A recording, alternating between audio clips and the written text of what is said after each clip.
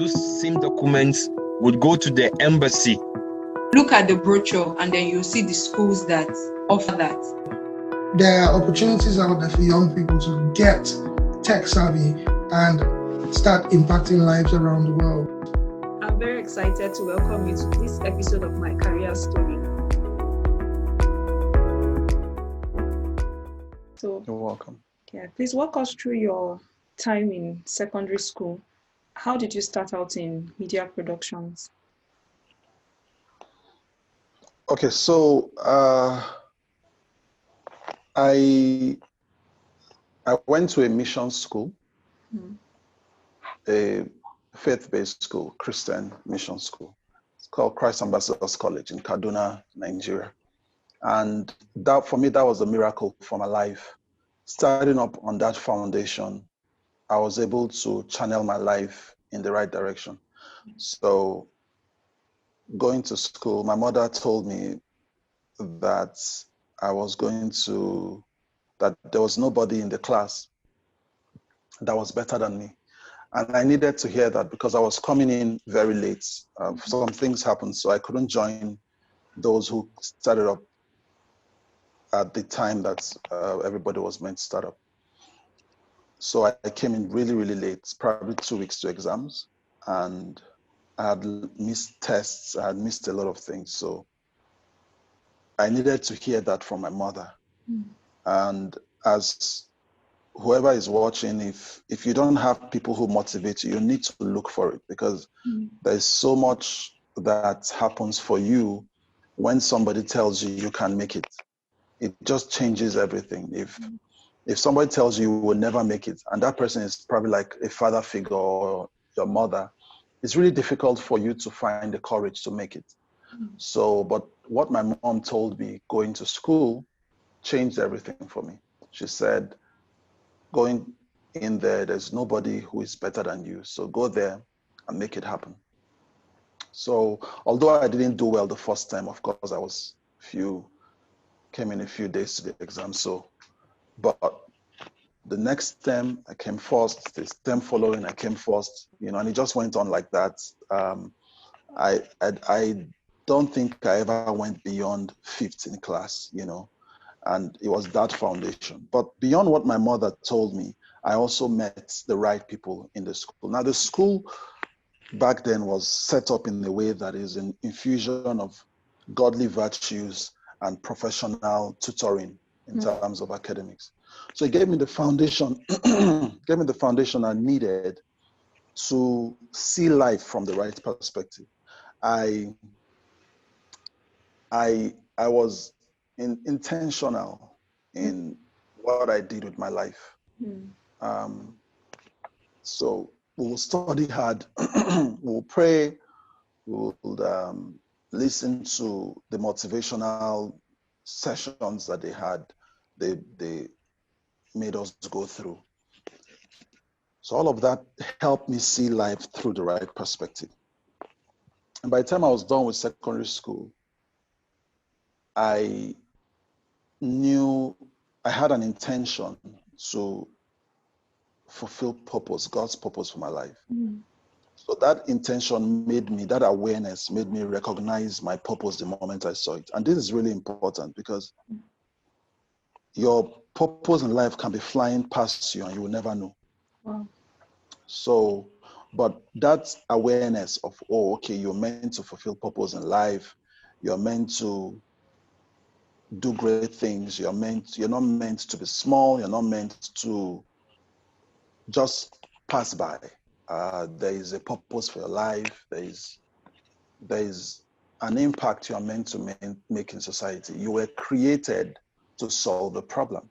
So with that awareness, I left secondary school looking for problems to solve, looking for where I could fit in to meet a need in society.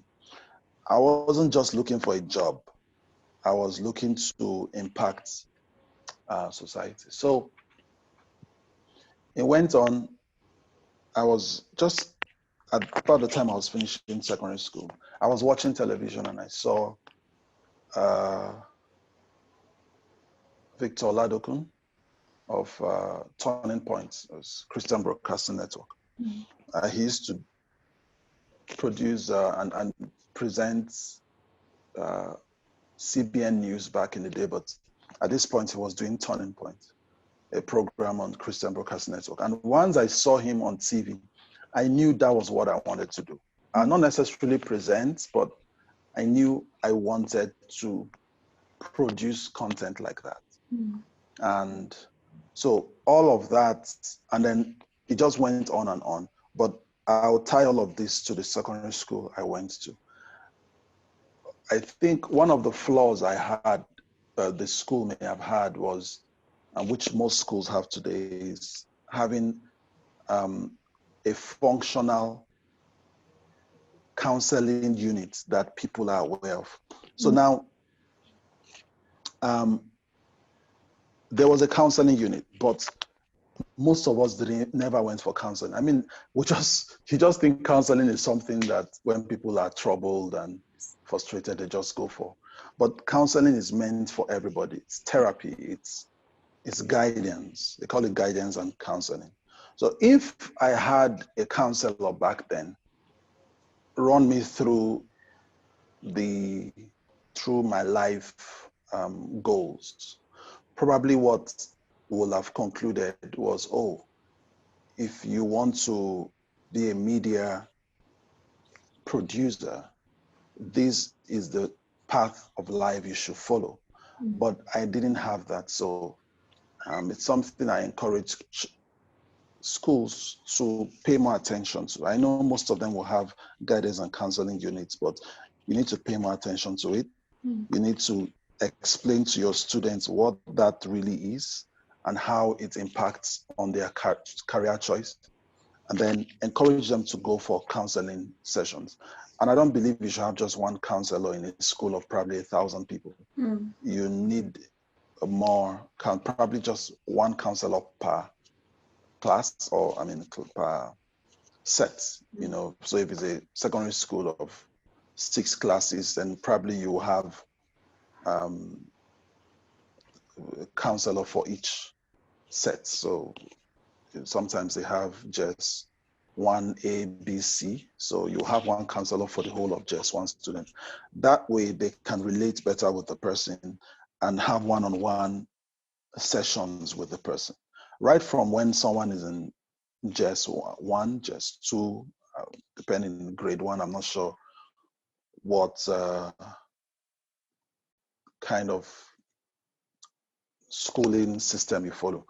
But right from the time they come into the secondary school, as the case may be, that is the time to start having counseling sessions with them. Why are they having issues with mathematics? Why are they having issues with English? Why are they having issues with whatever courses they're having issues with? How do you solve it? Is it a pointer to the fact that they are not meant to operate in a certain,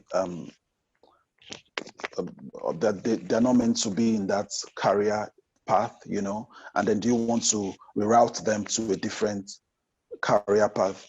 Those sessions are really, really important. If I got that, then it will have helped me better. But again, all things work together for good. So the path I followed also worked out for good. But I think it's something for young people to know.